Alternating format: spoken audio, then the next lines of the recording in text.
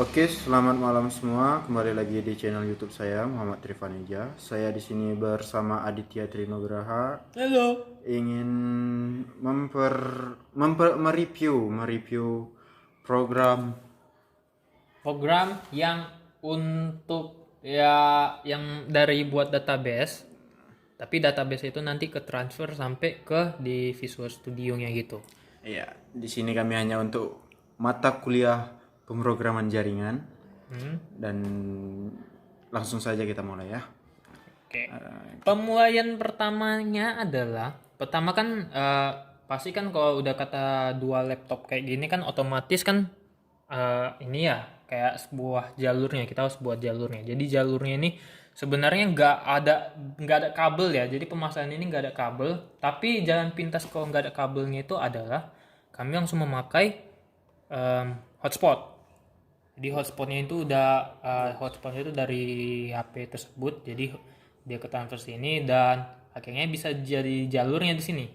Jadi kalau misalnya mau bilang untuk mau copy paste pasti bisa, karena kenapa? Karena udah di dalamnya banyak juga. Udah banyak. Iya, iya, iya. Jadi ya ini harap di nggak usah dilihat Pak. Jadi ini udah bisa tuh copy paste lah. Jadi langsung kita masuk ke bagian database-nya gitu. Iya, kita ke database, kita lihat. Oke, database-nya langsung muncul. Di sini database-nya ini udah banyak juga sih masuk di situ. Jadi NPM sama nama, fakultas, jenjang, teknik jurusan di situ udah ada semua. Jadi pembuatannya itu ya kita memang pertama-pertama itu pasti kita buat table-nya dulu lah. Table, pas kita buat table nanti kita di situ langsung ada tulisan apalah itu kayak seperti input nama NPM-nya. Di situ harus kita ngatur mau berapa panjangnya untuk hurufnya, kapasitas hurufnya. Jadi NPM, nama, fakultas, jenjang sama jurusan itu nanti langsung ditulis semuanya. Em, habis itu habis itu pas udah kita buat, biasanya habis buat ini langsung kita save, biasanya itu langsung di save. Dan pas waktu kita tekan save itu, nah disinilah masuk ke bagian pemrogramannya. Jadi pemrogramannya itu pertama-pertama itu sebenarnya belum ada ininya, belum ada tambah, edit, bata itu belum ada. Itu masih dari ininya semua, ini masih ada dari tabelnya, data grid view ya namanya, data grid view. Jadi dari data grid view ini kita langsung masuk ke bagian ini yang tanda kolom ini, baru biasanya itu langsung ke ini kayaknya. Oh bukan. Iya.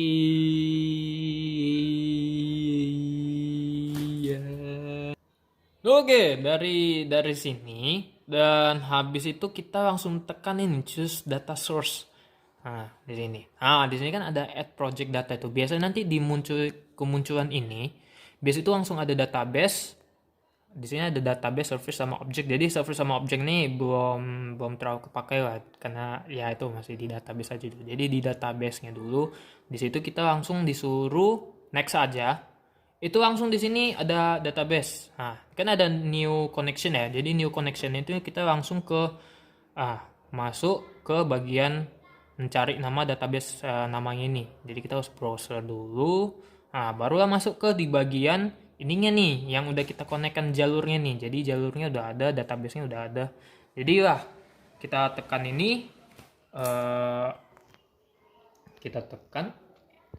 Nah, biasanya di sini kan ada sebelum kita udah tekan, udah masuk kan namanya database 1 AACDB. Kita test connection-nya dulu. Nah, test connection succeeded. Berarti artinya sukses test koneksinya.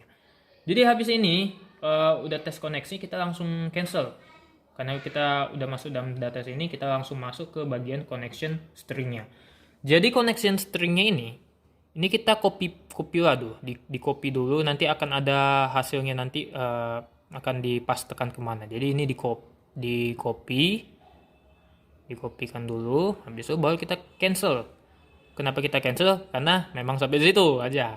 Karena kita cuma mau cari jalurnya aja, jalur database-nya. Pas masuk di situ, udah selesai di copy, baru kita masuk di bagian pemrogramannya di situ.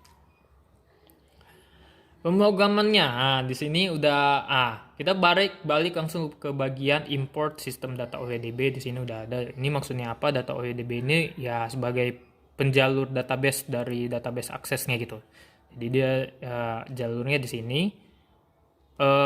Baru kita masukkan string, masukkan OLEDB connection. Nah, database-nya kan, database itu database data adapternya, datasetnya. Jadi dataset yang data-data semua yang ada di database itu kita masukin ke sini semua. Nah, pas udah masuk di bagian ke sini, baru kita buat kayak seperti sub buka DB atau buka database. Nah, ini dia. Perintah sama dengan tanda titik koma ke atas ya, ini ya provider Microsoft bla bla. Ya, inilah yang harus kita pastekan gitu.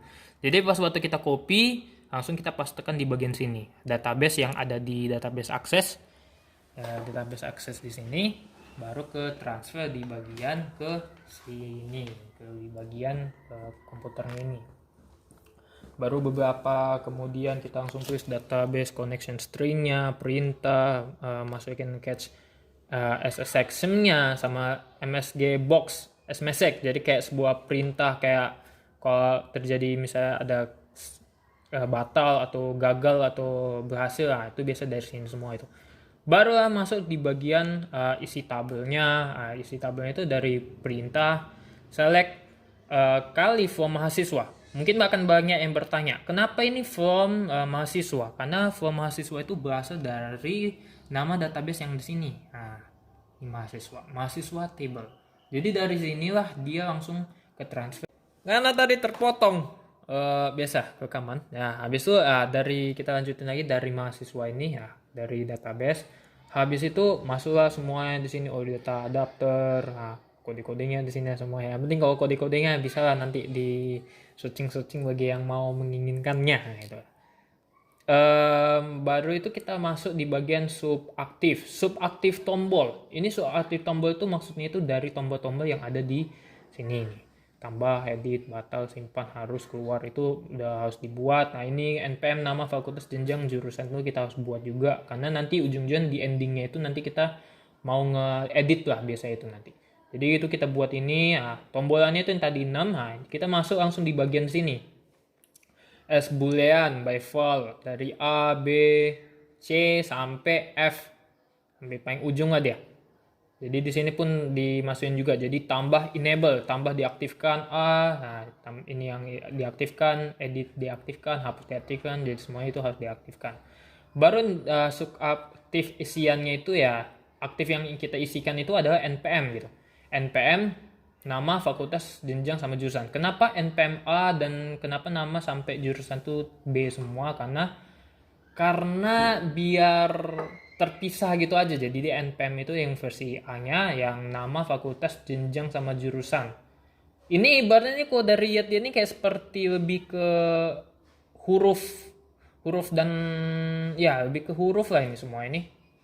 Ya, lebih ke huruf. Jadi kalau ke huruf itu ke B, kalau mau ke angka itu kita ke npm-nya aja. Jadi A aja. Jadi habis dari aktif kita masuk ke subbersih. Subbersih ini maksudnya apa? Subbersih itu maksudnya itu adalah kalau kita mau tekan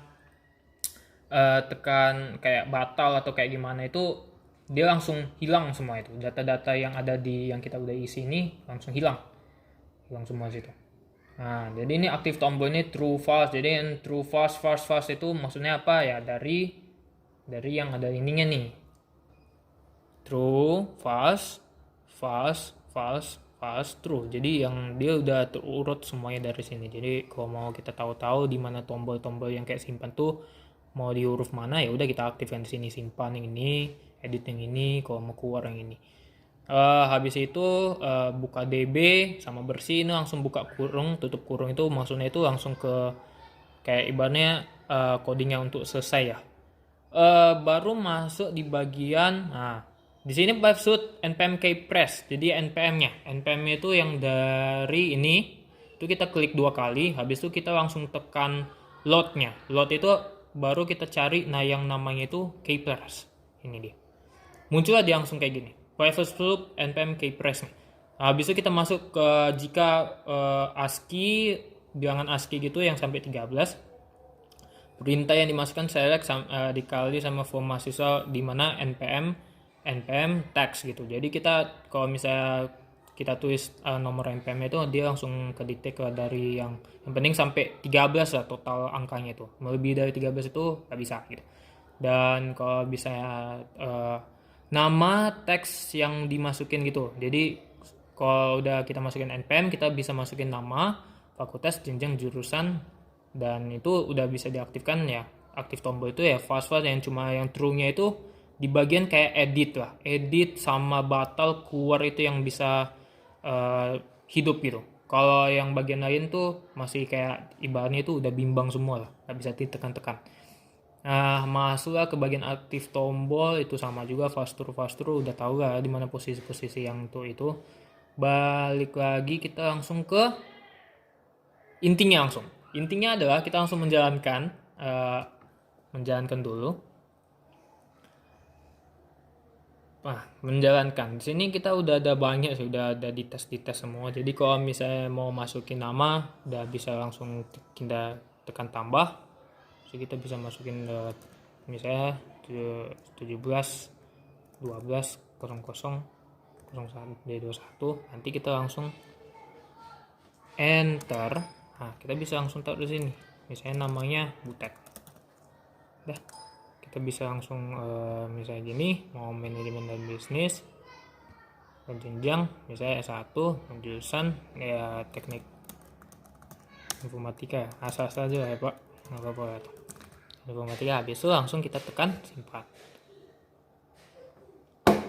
Oke, akhirnya sudah timbul, tapi itu lah tadi ada insiden lah, tapi akhirnya udah terpecahkan insidennya. Habis itu kan udah masuk lah, ini nama-nama ini kan udah masuk.